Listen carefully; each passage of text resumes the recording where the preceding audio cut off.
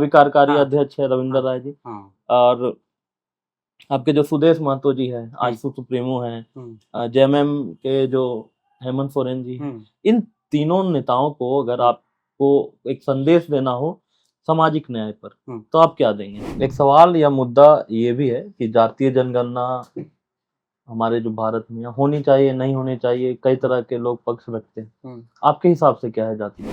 बहुत ऐसा भी होता है जब हम रिपोर्टिंग करने जाते हैं तो छात्र रोने लगते हैं, इमोशनल हो जाते हैं, हुँ, क्योंकि उनका समय बर्बाद हुआ, धन बर्बाद हुआ और अंततः उन्हें ये पता चल रहा है कि क्वेश्चन लीक हो गया या कई तरह के जो कदाचार के मामले झारखंड में हुँ, उठते आए हैं, जो कॉम्पिटिशन जो एग्जाम है उसको लेकर। हुँ, इसका क्या सॉल्यूशन हो सकता है? सारी जो राज्य हैं, अधिकतर राज्य है या जितना भी एग्जाम है, चाहे आप आईबीपीएस का एग्जाम ले लें, आप रेलवे का एग्जाम ले लें, हुँ, वो सभी ऑनलाइन मोड में चलता जा रहा है। अब झारखंड में हम लोग जैसे करवा रहे हैं, हुँ। उसको हम ऑफलाइन मोड में रखे हुए हैं। क्या सुधार होना चाहिए? नमस्कार, मैं अमरराज और आप देख रहे हैं आपकी सभा। झारखंड में इन दिनों विधानसभा का चुनाव होने वाला है, नामांकन का दौर खत्म हो गया है। इस बाबत आज हम आपको एक ऐसा व्यक्ति से मिलाने वाले हैं जो राजनीति की गहरी समझ रखते हैं। वो कई मुद्दे पर बातचीत करते हैं और बहुत ही तार्किक बातचीत करते हैं। उन्होंने कई सारी राजनीतिक पार्टियों को अपना सुझाव भी दिया है कई बार, जिनका नाम है डॉक्टर राकेश रंजन। इनके साथ हमने पहले भी पॉडकास्ट कर किया है, तो अगर वो वीडियो आप देखना चाहेंगे तो डिस्क्रिप्शन में उस वीडियो का लिंक है। तो स्वागत कीजिए हमारे चैनल में डॉक्टर राकेश रंजन का। बहुत ही इंटेलेक्चुअल व्यक्ति है, काफ़ी राजनीतिक मुद्दों पर पकड़ रखते हैं। जो मुद्दे उठने चाहिए, उन तमाम मुद्दों पर आज हम बातचीत करेंगे। यह जो हम इंटरव्यू या पॉडकास्ट कर रहे हैं, किसी पार्टी विशेष को लेकर नहीं कर रहे हैं। एक युवा जो एक जागरूक युवा है, जो समाज के कई मसलों पर बात करना चाहता है, हम एक वैसे आदमी का इंटरव्यू कर रहे हैं। वो सवाल सभी राजनीतिक पार्टियों से होगा जिन्होंने झारखंड में अभी तक राज किया है, चाहे कोई भी पार्टी। तो स्वागत कीजिए हमारे चैनल में डॉक्टर राकेश रंजन जी का। स्वागत है सर। धन्यवाद। सबसे पहले मैं आपकी सभा को धन्यवाद अर्पित करूँगा कि आपने अपने प्लेटफ़ॉर्म पे मुझे आमंत्रित किया, अपनी बातों को रखने का अवसर दिया। साथ ही झारखंड के 3.5 करोड़ जनमानस को मैं एक संदेश के रूप में कुछ सवाल छोड़ना चाहूँगा। झारखंड बने 24 वर्ष बीत गए, आपकी समस्या जस की तस रह गई। खनिज संपन्न, प्रतिभा संपन्न भी रहा ये राज्य, लेकिन हम विकास के रेस में कैसे पिछड़े। जब छत्तीसगढ़ बना, उत्तराखंड बना, उसी समय झारखंड का भी उदय हुआ। लेकिन इतने संपन्न राज्य होने के बावजूद कहीं न कहीं नीति निर्माण, भ्रष्टाचार, इन चीज़ों ने हमें इतना डंसा कि आज भी हम पूरे देश के विकास के अलग-अलग मानक जो होते हैं, मापदंड जो होते हैं, इंडेक्सेस जो होते हैं, उनमें हम पिछड़ते चले गए। कहीं न कहीं इसके लिए यहाँ के प्रशासनिक अधिकारी भी दोषी रहे हैं। मैं वैसे तमाम ईमानदार लोगों को सलाम भी करना चाहूँगा, जिन्होंने बहुत हद तक राज्य को बचाने का कोशिश भी किया है। साथ ही यहाँ के जो नेतृत्व करता रहे हैं, नेता रहे हैं, उन्होंने इस राज्य को क्या दिया, उनको क्या देना चाहिए था और हम क्या पाए? जन आकांक्षाओं को किस तरह से पूर्ति करना चाहिए? आम जन की जो ज़रूरतें होती है, उनको कैसे पूरा करना चाहिए? कोई भी प्रोजेक्ट पे काम होगा, तो उसके लिए क्या ब्लूप्रिंट आपके दिमाग में है? आप कोई भी काम कितने ससमय करते हैं, ये भी हम देखना चाहते हैं।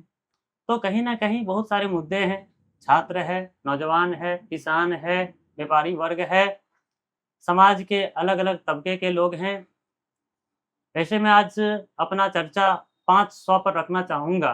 पहला 100 शिक्षा होगा, जी। दूसरा 100 स्वास्थ्य होगा, तीसरा 100 स्वरोजगार और सरकारी नौकरियाँ होंगी, पाँचवाँ 100 सुशासन और प्रशासनिक सुधार पे रखूँगा और अंतिम 100 जो होगा हमारा, वो सामाजिक न्याय और समान अवसर को। इसमें हम आरक्षण के मुद्दे, महिला और पुरुष में क्या समानता होनी चाहिए, क्या अवसर मिलना चाहिए, उस पर बात करेंगे। तो चलिए, आपको सबसे पहले-पहले हम धन्यवाद कहना चाहेंगे आगे की चर्चा शुरू करने से पहले। सबसे पहला सवाल डॉक्टर साहब यही पूछना चाहूंगा, झारखंड की वर्तमान जो स्थिति है उसे आप कैसे देखते हैं और किन मुद्दों को आप तरजीह देना चाहते हैं मैंने वर्तमान तो की स्थिति को देखिए, देखते हुए? सबसे पहली बात तो झारखंड में एक स्ट्रॉन्ग पॉलिसी मेकिंग सिस्टम तैयार करना चाहिए। जी। इसके लिए सरकार को एक सजेशन बैंक के रूप में सिस्टम विकसित करना चाहिए, जहां हर जिला, हर प्रखंड, हर गांव से लोग अपने-अपने सुझाव दें। लोगों के ज़रूरतों के हिसाब से नीति निर्माण हो। मेरी प्राथमिकता ये है। साथ ही राज्य के इन तकनीकी शिक्षा, अ, आम शिक्षा, स्वास्थ्य, सरकारी अस्पताल, medical college, sub centre, PHC, CHC, अनुमंडल अस्पताल कैसे बेहतर हो, इस पर हम बात करना चाहेंगे। हमारे यहाँ परीक्षा की नीति जो है कैसे अच्छा हो। जेपीएससी में बहुत सारे सुधार होने हैं, जैसे कि आप देखते होंगे प्रीलिम्स का जो एग्ज़ाम होता है, जी। यहाँ पे आरक्षण का प्रावधान नहीं है। आप मेंस में जाके आरक्षण देते हो, तो कहीं न कहीं प्रीलिम्स से आरक्षण मिलना चाहिए, क्योंकि आरक्षण एक ऐसा चीज़ है, एक जो सामाजिक रूप से, शैक्षणिक रूप से, आर्थिक रूप से पीछे छूट चुका है, उसको एक समान अवसर देते हैं। तो इस पे बात होनी चाहिए, महिला रिज़र्वेशन पे बात होनी चाहिए। आज चुनावी वर्ष है, चुनावी समर में कौन से राजनीतिक दल यहाँ 27% ओबीसी रिज़र्वेशन की माँग बहुत पुराने समय से है, जी। और इसमें कौन-कौन से राजनीतिक दल अपने घोषणा पत्र में इसको जगह देती है। क्यों हमारा 27% रिज़र्वेशन या 77% जो रिज़र्वेशन है, कभी राजभवन में फँस जाता है। यही रिज़र्वेशन किसी राज्य में आपका हाई कोर्ट में फँस जाता है। इस पे केंद्र सरकार क्या समाधान निकाल सकती है, जी। इस पे भी हम चर्चा करेंगे। केंद्र सरकार को भी क्या इस पे अमल करना चाहिए, क्योंकि अब 54% जो पिछड़ों की आबादी है, उसको आप नज़रअंदाज नहीं कर सकते हैं। विकास हर अंतिम व्यक्ति तक पहुँचे, समानांतर और सर्वांगीण विकास का जो कंसेप्ट है, उसको कहीं न कहीं मानना चाहिए और हर सरकार को इस पे अमल करना चाहिए। दूसरी बात है, हम एक चीज़ ये भी देखेंगे कि हमारे यहाँ 81 विधानसभा क्षेत्र हैं। जी। कहीं न कहीं आज की जो राजनीतिक व्यवस्था है, वो धनबल का, छल का, भ्रष्टाचार का और पैसों के बल पे चुनाव जीतने का प्रचलन तैयार हुआ है। राज्य के जनता से, आम जनता से हम यही चाहेंगे कि आप चुनाव में वोट देते वक़्त सबसे शिक्षित व्यक्ति को चुनो, सबसे स्वभाव कुशल व्यक्ति को चुनो। आप मत देखो कि वो कौन-सी पार्टी से है, वो मत देखो कि वो कौन-सी जाति से है। जी। हाँ, मानता हूँ सामाजिक न्याय होना चाहिए, तो क्या सामाजिक न्याय हम खोज सकते हैं। हर समाज को प्रतिनिधित्व मिले, हर समाज की बात हो।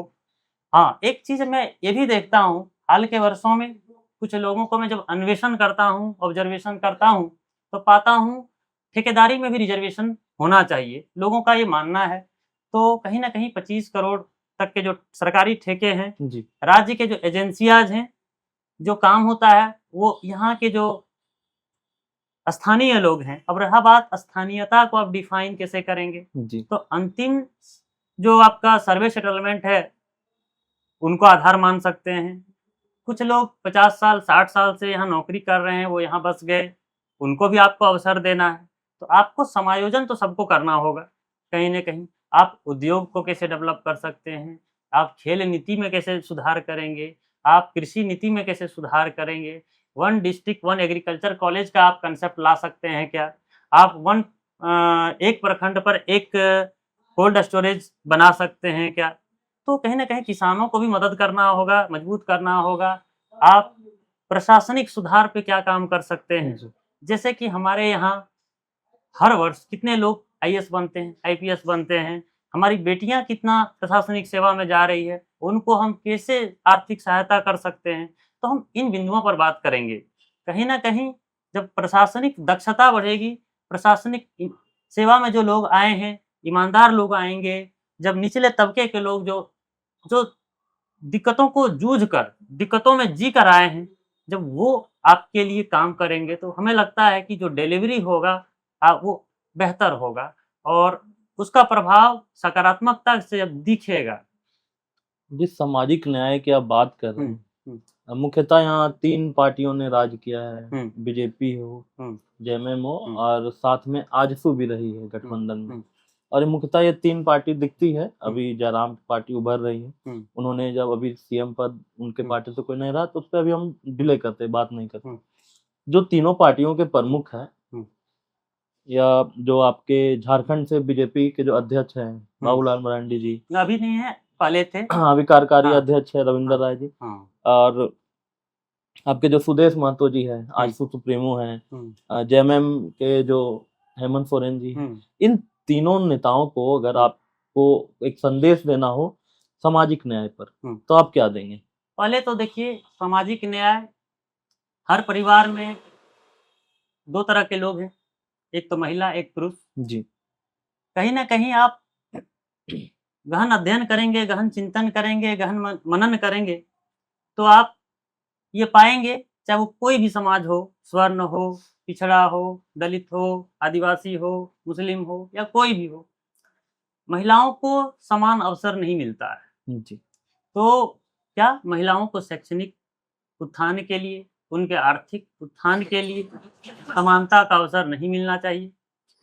आप क्या मानते हैं? जरूर जरूर मिलना चाहिए। तो मैं तो सबसे पहले 35% महिला आरक्षण का पक्षधर। पक्षधर हूँ, और वो मिलना चाहिए। सभी राजनीतिक दलों के घोषणा पत्र में ये हो, सरकार बनते ही 1 महीने के अंदर ये कैबिनेट से पास हो, और ये विधानसभा से बिल पास कराकर इसे कानून का रूप दिया जाए, और इसे यथाशीघ्र लागू भी किया जाए। इसे हम डिले नहीं करना चाहते हैं। दूसरी बात है ओबीसी रिजर्वेशन का। जी, तो राज्य बनने के बाद हुआ ये कि हमारे यहाँ आदिवासी भाई बहन लोग ज़्यादा संख्या में हैं, तो उनको आरक्षण मिलना चाहिए था। तो कहीं न कहीं उनके आरक्षण बढ़ाने के कारण पिछड़ों का आरक्षण घटाया गया था, और उस समय तत्कालीन मुख्यमंत्री श्री बाबूलाल मरांडी जी थे। तो मैं उनसे एक ही सवाल करूँगा, आपने 27% ओबीसी रिजर्वेशन को हटाने के लिए जो साहसिक कदम उठाया था, जी, उसका मैं स्वागत करता हूँ। लेकिन समय की मांग है। झारखंड, छत्तीसगढ़, मध्य प्रदेश जैसे राज्यों में आज भी 14% ओबीसी को आरक्षण मिलता है। कहीं न कहीं ओबीसी वर्ग ठगा महसूस करता है। आपको 27% आरक्षण देने का घोषणा पत्र में वादा करना चाहिए। हाँ, आज से कुछ दिन पहले बिहार सरकार ने 75% आरक्षण का बिल लाया। वो बिल राज्यपाल के यहाँ से पास हुआ और मामला कोर्ट में जाके फंस गया। जी, तो आप कुछ दिन पहले देखे, हमारे यहाँ हेमंत सोरेन जी ने 77% आरक्षण का बिल लाया, मामला राजभवन में जाकर फंस गया। तो मामला राजभवन में फंसे या कोर्ट में फंसे, उसका आधार, मुख्य आधार जो था, वो आरक्षण की सीमा का 50% होना था। मुझे लगता है कि ये समय संसद के दोनों सदनों से, राज्यसभा से, लोकसभा से एक बिल पास करने का आ चुका है, जहां 50% आरक्षण की सीमा को समाप्त करने का एक बिल लाना चाहिए। और इसके लिए मैं देश के यशस्वी प्रधानमंत्री श्री नरेंद्र मोदी जी से अपील करना चाहूँगा कि वास्तव में यदि आप पिछड़ों का हितैषी हैं, तो 50% आरक्षण की सीमा को यथाशीघ्र तोड़ें, और इसी शीतकालीन सत्र जो आने वाली है उसी में ये बिल लाएं, और पूरे देश की निगाहें आपके सामाजिक न्याय के इस अध्याय को देखने के लिए टकटकी भरी निगाहों से देखेगा। और यदि आप वास्तव में ये मांग पूरी करते हैं, तो हमें लगता है राज्य का ही नहीं, देश का 54% पिछड़ी जनसंख्या आपको धन्यवाद अर्पित करेगा, आपके प्रति कृत संकल्पित होगा, आपको आभार प्रकट करेगा। दूसरी बात है, अभी आप देखेंगे, मुझे जहां तक जानकारी है कि भाजपा के घोषणा पत्र का पूरा संकलन हुआ नहीं है, वो 5 चरणों में होना है। जी, लेकिन अभी फिलहाल जहां तक मुझे जानकारी है कि 27% ओबीसी आरक्षण का मुद्दा भाजपा के घोषणा पत्र में जगह नहीं पाया है। कहीं न कहीं यदि भाजपा ऐसे नहीं करती है तो राज्य के पिछड़ों को ठगने का काम समझा जाएगा। साथ ही मुझे लगता है भाजपा के सहयोगी आजसू पार्टी जो राज्य में लंबे अरसे तक सत्ता में काबिज रहा है, सरकार किसी का भी बने, यदि एक तो कार्यकाल छोड़ दिया जाए तो हर समय वो सरकार के सत्ता पक्ष का हिस्सा रहा है। वो सामाजिक न्याय के कठोर पक्षधर रहे हैं। यदि वो 27% आरक्षण की बात करते हैं और उनकी सहयोगी दल भाजपा यदि 27% आरक्षण की बात नहीं करती है और आप उनको सहयोग करते हैं तो कहीं ना कहीं आप सामाजिक न्याय का जो अध्याय बताते हैं उसका आप ढोंग करते हैं, उसे पूरा करने का आप प्रयास नहीं करते हैं। यदि आप प्रयास करते हैं तो भाजपा यदि 27% आरक्षण का मुद्दा को अपने घोषणा पत्र में जगह नहीं देती है तो आप भाजपा से गठबंधन तोड़ो, अकेले चुनाव लड़कर दिखाओ, समाज आपको वोट करेगा और करना चाहिए। दूसरी बात है सामाजिक न्याय में, सरकारी ठेकों में या सरकारी एजेंसियों में आरक्षण का प्रावधान होना चाहिए।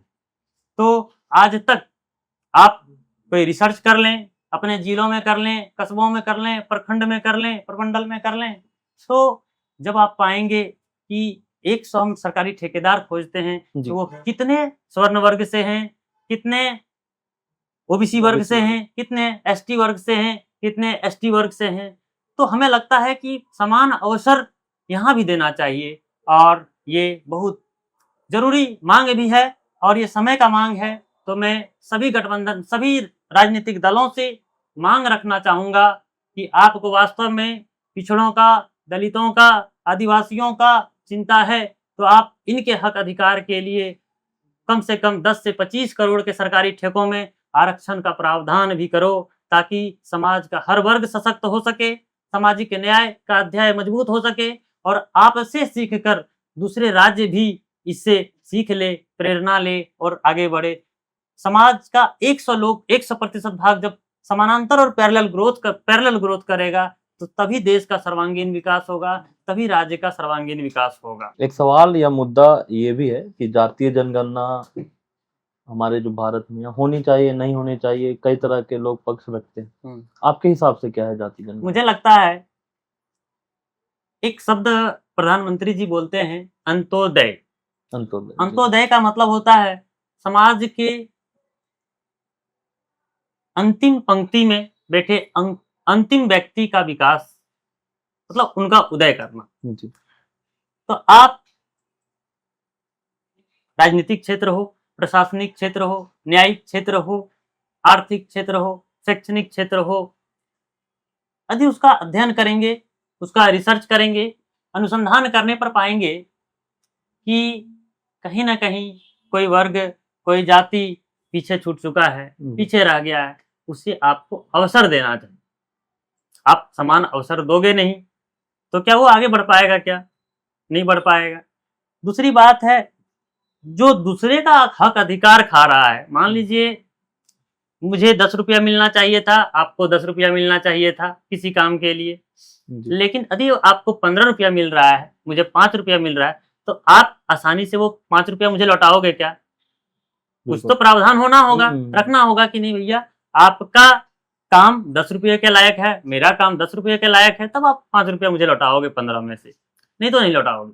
तो ऑथेंटिक डेटा, समाज को एक ऑथेंटिक डेटा चाहिए। आज बिहार सरकार ने, नीतीश कुमार ने यदि जाति जनगणना कराया तो मैं उनको धन्यवाद कहना चाहूँगा, तेजस्वी यादव को भी धन्यवाद कहना चाहूँगा और बिहार भाजपा के नेताओं को भी धन्यवाद कहना चाहूँगा कि आप लोगों ने पूर्ण सहमति के साथ सामंजस्य बनाया, प्रधानमंत्री जी से मिला और उनसे बातें रखी और ये बातें सफल भी हुई। तो कहीं ना कहीं ये पूरे देश में, साथ ही हम झारखंड प्रदेश में भी चाहेंगे ताकि हमें पता चल पाए कि इस राज्य में स्वर्ण कितने हैं, आदिवासी कितने हैं, पिछड़े कितने हैं, पिछड़े वर्ग के अलग अलग जातियों में यादव कितने हैं, बनिया कितने हैं, या ऐसे जो भी जातियां हैं, कुम्हार कितने हैं, नाई कितने हैं। तो इन जातियों की भी संख्या जाननी चाहिए। हमारे यहाँ बढ़ई जाति जो कारपेंटर का काम करते हैं वो कितने हैं, तो हमारे यहाँ यादव समाज के लोग कितने हैं। तो जब आप सबकी संख्या जानोगे तो एक आधार बनेगा कि सभी राजनीतिक दलों को भी आसानी होगी कि इनकी संख्या 10% है, इनकी संख्या 5% है, तो उनके अनुसार आपको टिकट बंटवारा करना पड़ेगा। फिर आरक्षण में जब आप कैटेगराइजेशन करते हैं कि BC1 में कितने प्रतिशत लोग हैं, BC2 में कितने प्रतिशत लोग हैं, उस कैटेगरी में कितना पॉपुलेशन कवर करता है, उस कैटेगरी में कितना पॉपुलेशन कवर करता है, आप आरक्षण का जो बंटवारा करेंगे वहाँ असंतोष और अविश्वास का भाव किसी के मन में उत्पन्न नहीं होगा। तो न्याय तभी न्याय कहला पाएगा जब न्याय समुचित मात्रा में ससमय सही तरीके से और सही व्यक्ति को सही व्यक्ति के द्वारा प्रदान किया जाए, वरना अधूरा न्याय या ससमय न्याय का ना मिलना अपने आप में अन्याय ही है। इसलिए मैं जाति जनगणना का भी पक्षधर हूं और मैं सभी राजनीतिक दलों से अपील करूंगा कि आप सभी के पास समय है, सभी के सभी राजनीतिक दल अपने घोषणा पत्र में जाति जनगणना को जगह जरूर दें। यदि आप ऐसा नहीं करते हैं तो यह बात साफ स्पष्ट होता है कि आप सामाजिक न्याय के पक्षधर नहीं हैं। जी। जो कार्यकाल रहा 5 साल का इस सरकार का झारखंड में, इसमें हमने एग्जामों को फंसते हुए बहुत देखा। युवा की जो पीड़ा थी, जो अपेक्षा करके बदलाव हुआ था, जब हम ग्राउंड जीरो पर जाते हैं, युवाओं से बातचीत करते हैं, या तो SSC पेपर लीक का मामला हो, तमाम मुद्दे हो जो युवाओं से जुड़ा हुआ है, छात्रों से जुड़ा हुआ है। बहुत ऐसा भी होता है जब हम रिपोर्टिंग करने जाते हैं तो छात्र रोने लगते हैं, इमोशनल हो जाते हैं, क्योंकि उनका समय बर्बाद हुआ, धन बर्बाद हुआ, और अंततः उन्हें ये पता चल रहा है कि क्वेश्चन लीक हो गया, या कई तरह के जो कदाचार के मामले झारखंड में उठते आए हैं, जो कॉम्पिटिटिव जो एग्जाम है उसको लेकर। इसका क्या सोल्यूशन हो सकता है? सारी जो राज्य हैं, अधिकतर राज्य है, या जितना भी एग्जाम है, या आप IBPS का एग्जाम ले लें, आप रेलवे का एग्जाम ले लें, वो सभी ऑनलाइन मोड में चलता जा रहा है। अब झारखंड में हम लोग SSC करवा रहे हैं, उसको हम ऑफलाइन मोड में रखे हैं। क्या सुधार होना चाहिए? सबसे पहले तो एक कठोर परीक्षा नीति का बनना काफी जरूरी है। ये परीक्षा फंस क्यों रहा है? सबसे पहली बात, हमारे यहाँ स्थानीय नीति, नियोजन नीति अच्छे तरीके से बनाया नहीं जा सका है। तो सबसे पहले सरकार को स्थानीयता को डिफाइन करना होगा कि स्थानीय है कौन। मुझे लगता है स्थानीयता डिफाइन करने के लिए राज्य में अलग अलग जिला में जो अंतिम सर्वे सेटलमेंट हुआ है उसको आधार मानना चाहिए। इसके अलावा भी कुछ परिवार ऐसे होंगे जिनके पास जमीन होगा ही नहीं, किराया पे रह रहे होंगे, उनको भी चिन्हित करना होगा। कुछ लोग सरकारी नौकरी में आए, राज्य सरकार के सेवा में अपने सेवा दिया, वो फिर यहाँ घर बनाए, अपने बच्चों को पढ़ाया, उनको भी जगह देना पड़ेगा। तो एक सुझाव पहले मांगना चाहिए राज्य के जनता से कि आप अपने तरफ से क्या सुझाव देते हो, आप कहीं छूट ना जाओ, वो भी बात हमें समझा दो। और ये हर जिला में एक सुझाव बैंक हो स्थानीयता को लेके, और वहाँ के जो DM होंगे, SP होंगे, उनकी एक टीम बने, कुछ बुद्धिजीवी वर्ग रहे, जैसे प्रोफेसर्स हैं, कुछ डॉक्टर्स हैं, कुछ इंजीनियर्स हैं, कुछ लॉयर्स हैं, कुछ पत्रकार हैं। तो ऐसे बुद्धिजीवी वर्ग मिल बैठकर उस जिले की समस्या को सॉर्ट आउट करे, और फिर ये सारे समस्याओं का एक समाधान निकले, और उस पर यथाशीघ्र एक नीति बने, नियोजन की नीति बने। दिक्कत क्या है कि आप दूसरे राज्य के लोग हमारे राज्य में आके नौकरियां कर जाते हैं, हम उनको रोकने के लिए ऐसा नियम नहीं ला रहे हैं। डाइवर्सिटी हर जगह होना चाहिए, लेकिन हम आपको 100 सीटों में 50 सीट नहीं दे सकते, हम आपको 5 सीट दे सकते हैं, अधिकतम 10 सीट दे सकते हैं। बहुत से बहुत हम आपको 10 सीट देंगे तो 90% जो नौकरियां होनी चाहिए झारखंड के लोगों के लिए हो, बिल्कुल वहाँ ये कर दिया जाए। आप जब एप्लीकेशन फॉर्म भरवाते हो कि आप कहाँ के निवासी हो, सबसे पहली बात फॉर्म का सबसे पहला ये हो जाए कि आप बिहार के हो, झारखंड के हो, बंगाल के हो, उत्तर प्रदेश के हो या किसी और राज्य के हो। तो जैसे ही आप उस राज्य झारखंड के नहीं होंगे, आप 10% वाले सीमा में चले जाएंगे। जैसे आप झारखंड के बोलेंगे तो 90% वाले सीमा में चले जाएंगे। फिर 90 में आपका जो अपना वर्ग है उस वर्ग का आरक्षण का आप लाभार्थी हो या नहीं हो उसमें चले जाएंगे। तो पहली बात तो ये है। दूसरी बात है कहीं ना कहीं एक आरक्षण का मुद्दा से हमारा परीक्षा प्रभावित होता है कि आप जब वैकेंसी लाते हो, कभी देखता हूँ कोई एससी का सीट गायब कर दिए, कभी देखता हूँ 7-8 जिलों का आपने ओबीसी का सीट गायब कर दिया। तो ये गायब जब होता है तो जब ये वैकेंसी निकलती है तो जो रिस्पेक्टिव डिपार्टमेंट के सचिव हैं वो क्या कर रहे होते हैं, जी उनकी भी जिम्मेवारी और जवाबदेही को सुनिश्चित करना चाहिए कि आप यहाँ पे जो सेवा दे रहे हैं उससे लाखों जिंदगियों को आप संवार भी रहे हैं। आपकी एक छोटी गलती लाखों जिंदगियों को प्रभावित भी कर रही है। तो मुझे लगता है कि राज्य के ईमानदार लोगों को, ईमानदार अधिकारियों को अवसर मिलना चाहिए। और एक चीज मैं चाहूंगा, राज्य में एफिशिएंसी स्कोर विकसित करना चाहिए कि कौन सा अधिकारी अपने जीवन में कितना एफिशिएंटली काम किया। जब आप जिला में डीएम हो, जब जिला में आप एसपी हो, वहां से स्कोरिंग चालू हो कि आपने इस जिला में गया, आपकी एफिशिएंसी 50% रही, आपका एफिशिएंसी 70% रहा, आपका 90% रहा। तो जो एफिशिएंट लोग हैं, जो ऑनेस्ट लोग हैं, तो अहम विभाग जो सरकार का होता है उसका सचिव हम उनको बनाएंगे, क्योंकि कहीं ना कहीं ईमानदारी तो है। और जो आज भी ईमानदार है मैं उसको सलाम करता हूँ। हाँ, बेईमानों से थोड़ा, मुझे भ्रष्ट लोगों से थोड़ा सा एलर्जी है या मैं उनसे खुश नहीं रह पाता हूँ, ये मेरे बेसिक स्वभाव में है। कहीं ना कहीं भ्रष्टाचार सिस्टम का एक हिस्सा भी बन चुका है, लेकिन उसके बावजूद यदि कोई बढ़ चढ़कर गलती करता है राज्य में, आपने देखा अंतिम 5 सालों में, चाहे पूजा सिंघल हो, चाहे छवि रंजन हो, जी या ऐसे कई तमाम अधिकारी आए जिन्होंने देश के प्रतिष्ठित परीक्षा यूपीएससी को बदनाम करके रख दिया। जब हम बचपन में सुना करते थे या आज भी सुनते हैं कि हमारे पड़ोस के व्यक्ति के सब सगे संबंधी हैं जो आईएएस क्रैक किए हैं, आईपीएस बने हैं, आईआरएस अधिकारी बने हैं, तो कहीं ना कहीं उनके प्रति मन में सम्मान और आदर का भावना विकसित होता है। और ऐसे अधिकारी जो ऐसे प्रतिष्ठित और सम्मानजनक सेवाओं में जाकर अपने आप को बेच देते हैं या अपने आप को दबाव में झुका लेते हैं, तो मुझे लगता है कि वैसे लोगों को इन सेवाओं में आने की कोई ज़रूरत नहीं है। देश ऐसे लोगों को पसंद भी नहीं करता है और पसंद करना भी नहीं चाहिए। और ऐसे ईमानदार लोगों को जो अवसर मिलता है, उनकी एफिशिएंसी को, उनके सोच को, उनके ब्लूप्रिंट आइडियाज़ को, उनके थॉट को जो समाज लाभान्वित हो पाता, वो मिलने से वंचित हो जाता है। तो कहीं ना कहीं ये चीज़ें। दूसरी बात है प्रशासनिक सुधार। जी आप हर साल यूपीएससी का एग्जाम देखो, आप पाएंगे कि झारखंड से कितने लोग यूपीएससी क्रैक करते हैं, 10-12। जी यदि हमारे यहाँ 800 वैकेंसी आती है तो क्या हमारे यहाँ से 10-12 होना चाहिए?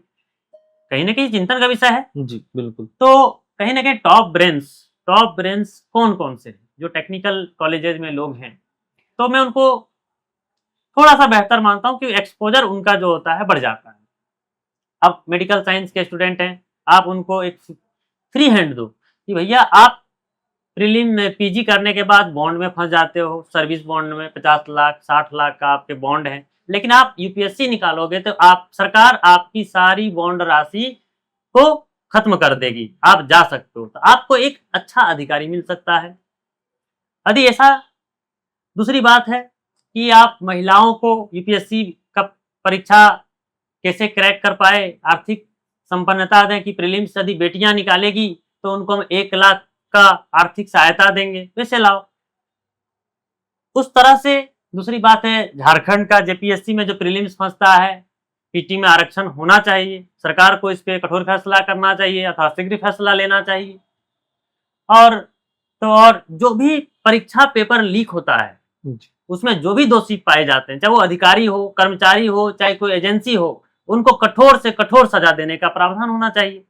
अगली बात है कि परीक्षा कैलेंडर का नहीं होना एक कठिन विषय है। ये बहुत दुखदाई है, पीड़ादायक है। मुझे लगता है एक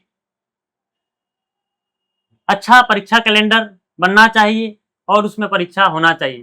साथ ही एक और सुझाव मैं सरकार को रखना चाहूँगा कि सरकार को ऑनलाइन एग्जामिनेशन सेंटर जिसमें कंप्यूटर्स लगे रहें, हर जिला में 1000 या 2000 या 5000 लोग बैठ पाए एक साथ। वैसे सरकार को अपने स्तर पर कंप्यूटर लैब बनाना चाहिए। परीक्षा के समय आप परीक्षा ले सकते हो, बाद बाकी जो समय रहेगा उस कंप्यूटर लैब में आप जो उस जिला के ग्रामीण हैं उनको कंप्यूटर की शिक्षा दे सकते हो। वहाँ पे आप आईटी हब डेवलप कर सकते हो। तो जब आईटी हब का बात हमारे दिमाग में आता है तो हमारे दिमाग में ख्याल आता है कि दिल्ली, जी। बेंगलोर, चेन्नई, पुणे। कोलकाता, पुणे। तो ये हमारे राज्य में क्यों नहीं हो सकता है? हम धनबाद क्यों नहीं सुन सकते हैं?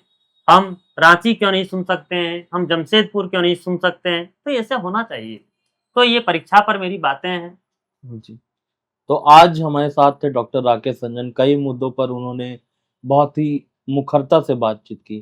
तमाम पार्टियों को उन्होंने कुछ संदेश देने की भी कोशिश की है। सामाजिक न्याय पर उन्होंने बहुत ही खुलकर बात की, एक्चुअल में क्या होना चाहिए, और ये आईना दिखाने का कोशिश भी किया है कि अभी तक हमारी जो सरकार यहाँ राज की है उन्होंने क्या किया है। तो दीजिए पूरी टीम को इजाज़त, मिलते हैं नेक्स्ट वीडियो में। आपसे विदा लेने से पहले एक बात आपको बोलनी है, आप हमारे चैनल को सब्सक्राइब करें। अगर आप फेसबुक में देख रहे हैं तो फॉलो करें, और अगर आपके मन में ये चीज़ लगता है कि आपको भी किसी मुद्दे पर डिस्कस करना है या बातचीत करना है तो आप हमें सुझाव दे सकते हैं या हमारे नंबर पर कॉल करें। जब ये वीडियो चल रहा होता है तो एक नंबर उसमें डिस्प्ले हो रहा होगा, आप उस नंबर पर कॉल करें। अगर आपको भी हमारे साथ चर्चा करनी है तो आपका स्वागत है। धन्यवाद सर। धन्यवाद। मिलते हैं नेक्स्ट वीडियो में, तब तक के लिए जोहार झारखंड। जोहार।